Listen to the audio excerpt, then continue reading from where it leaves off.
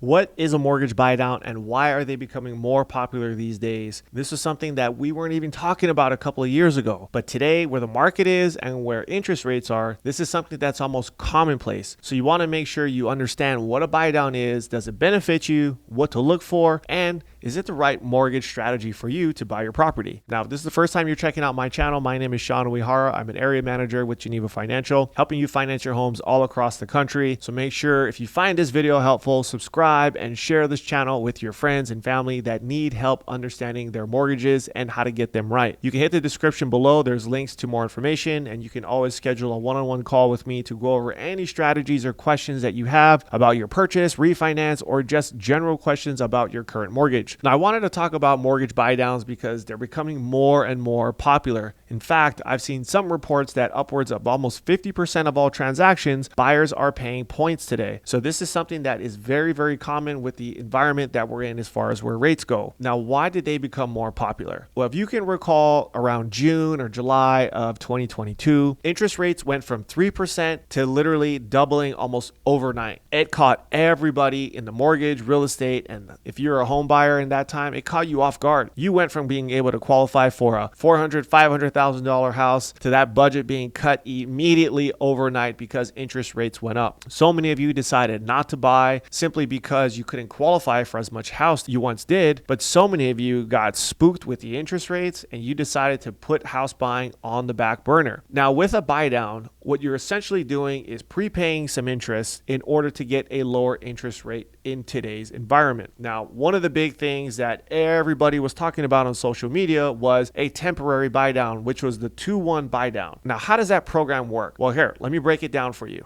So on a 2-1 buy down, let's say today's interest rate is 7%. The way the 2-1 buy down works is in year one, you're going to get a 2% reduction, thus the 2 in the 2-1 buy down. So your interest rate for year one will be based off of 5%. In year two, you're going to get a 1% reduction. So the rate will now be 6%, hence the 1. That's where we get the 2-1 buy down. Now in year three, you're going to be back to your 7% interest rate, and there will be no more adjustments from years 3 through 30. Now, in this situation, this strategy worked because so many buyers got freaked out with interest rates, and they said, look, if I don't like 7%, how about you take 5% for year one? And so many loan officers and real estate agents were out there saying that, you know what, rates are going to come down. And yes, rates will come down at some point, but they were telling you, hey, you're going to get a cheaper payment for the time being. And then the minute you can refinance, then you're going to refinance into a 30-year fixed or whatever term would make sense for you to get you out of this temporary situation. This strategy works for a lot of buyers. However, you have to remember when it comes time to refinance, you still have to qualify for the refi. There is no guarantee that you're going to be able to refinance. You need to make sure you have the right loan to value. You still have good credit. Your debt to income ratio still falls in line with the guidelines that we all have to follow. So it's not as easy as some may have led on to believe. So just make sure that if you were one of those people, you understand what it's going to look like to refinance down the road, or else you could have got yourself into some trouble, but there are ways to get out of it. So just make sure that you're not in over your head at this point. Now, a permanent buy down is something where you're paying points, is something you probably hear in the industry quite a bit, but those points again go towards buying down your interest rate up front. So typically if you're paying a point or 1%, it's going to be based off of the loan amount that you're borrowing. So again, let's just say, for example, you are borrowing $400,000 on your mortgage. This is going to be our loan amount.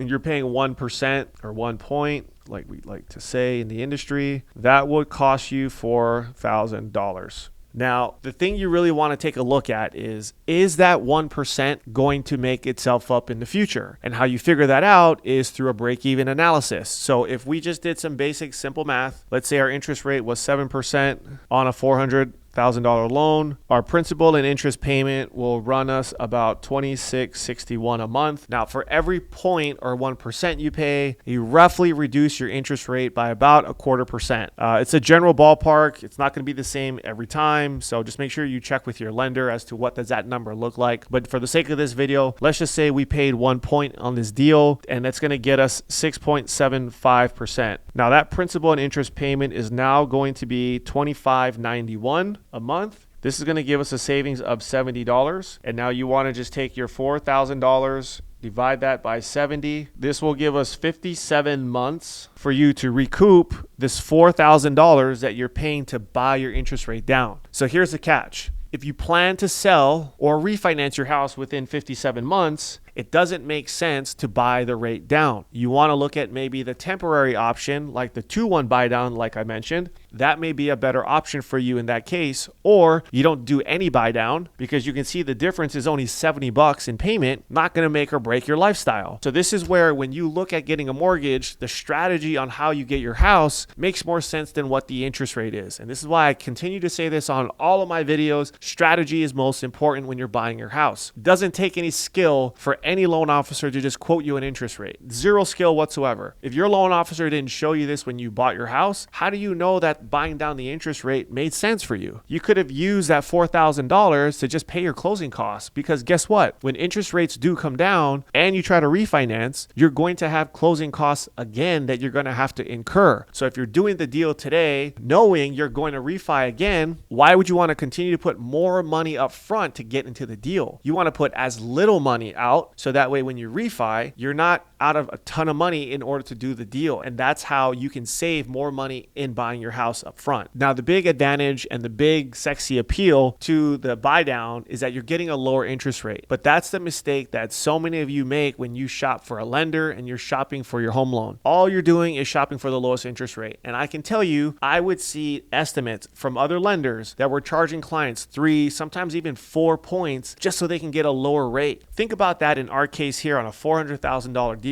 If you paid 4 points, you paid $16,000 to get a lower interest rate. And all you cared about was the fact that the rate had to look a certain way versus what is that benefit that you actually got by doing that. And I can tell you, people that did that, they're going to get burned, because when rates come down and you refinance again, all that money that you paid, or you got the seller to cover that for you, went to waste. But these are mistakes that buyers make every single day, because all you're doing is chasing the low interest rate. So I urge you, the next time you go to buy or refinance your house, start talking strategy with your loan officer. If they don't know what they're talking about, or they can't give you a strategy, find someone else to deal with, because chasing the lowest interest rate is not always the best idea. Now, some of the risks that go on with getting a buy down is obviously the additional cost that go into it. Now, the market and the environment that we're in today in real estate, it makes it very conducive for us to use this type of product, because interest rates have gone up, and homes that are sitting on the market a little longer, sellers are willing to negotiate. Again, if we rewind the tape during COVID, interest rates were super low, inventory was flying off the shelves. You as a buyer, you didn't negotiate. You were willing to give the seller whatever they wanted, how much they wanted for the house, just so you could get a property. Fast forward to where we are today, there's a little more inventory on the market. Interest rates have come up. A lot of buyers got scared. So you as the buyer, you hold all the cards in negotiating these days. So that's where you're seeing a lot of sellers are willing to reduce their price, and they're giving these crazy incentives for you to buy their property. Again, make the best use of the money. You don't always have to get the lowest interest rate. Again, in this situation, you're spending $4,000 just to get a lower interest rate to save you $70 a month. $70 a month. I can guarantee you, I could go through your bank statement and I could probably find $70 a month of nonsense that you spend your money on every single month. And that goes for a lot of us out there. But that's just not being financially responsible with your expenditures every month and just knowing your budget. Again, strategy outweighs the price and the cost to do the deal. Just because everybody else is doing a buy down doesn't necessarily mean that that's the best thing for you to do. So make sure that when you're talking to your loan officer, you're talking to your real estate agent, you're thinking about your future. Where are you going to be in the next 2, 3, 4, 5 years? In this case, with our made up client, it would take them 57 months to recoup that money. And I can guarantee you, in the next 57 months, rates are probably going to be lower than where they are today. So in this guy's case or girl's case, if you called them up and said, hey, rates are 5%, let's just make that up, would you refi? Damn right, this person's going to refinance.